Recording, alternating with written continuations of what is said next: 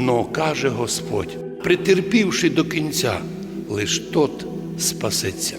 І так Бог призиває нас бути терплячими, розсудительними, розважними і не боятися нічого, но знати, що нас Господь просить не просто терпіти, бо усі терплять, но притерпіти до кінця.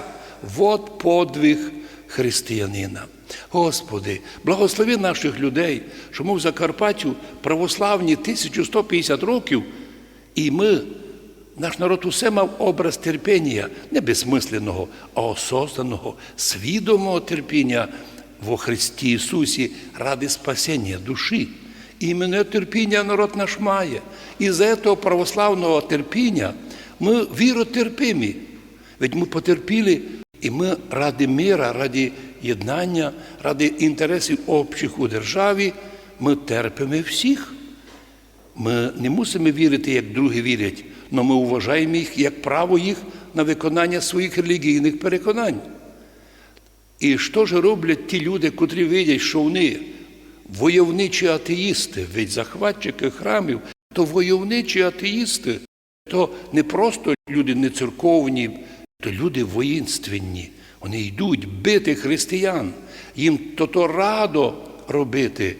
І тоді ми сьогодні і кожен раз завершаємо наше слово молитвами: Боже, помилуй наших людей, щоб ми не ослабли в терпінні.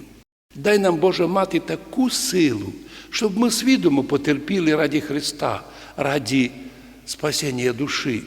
Бо лише притерпівши до кінця свого життя, коли будеш видіти і угрози, і навіть убійства многих людей, а ми бачили, скільки многих людей, церковних християн, православних, убивали, ще й нині грозяться убивати, то не случайність, то не просто якось щось урвалося.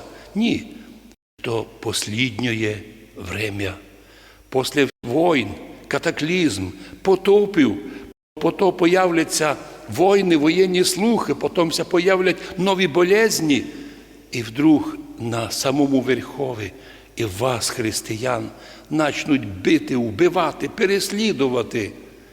Хтось скаже: чекайте, а є закон якийсь, який не дозволяє ото робити. Для безбожників не є закона. Вони вне закона. Все це людство знає, що ненависть до Христа і до Його дітей рождає неконтролюємо ненависть і порушення законів. Но тим більше, каже Господь, радуйтеся і веселіться, бо награда ваша чекає велика на небі. В тому ми не сумніваємося, Господи, лиш нам поможи, щоб ми в цьому світі держалися єдинства з канонічною церквою, тобто благодатною, котрів не слово, а сила Христова прибуває.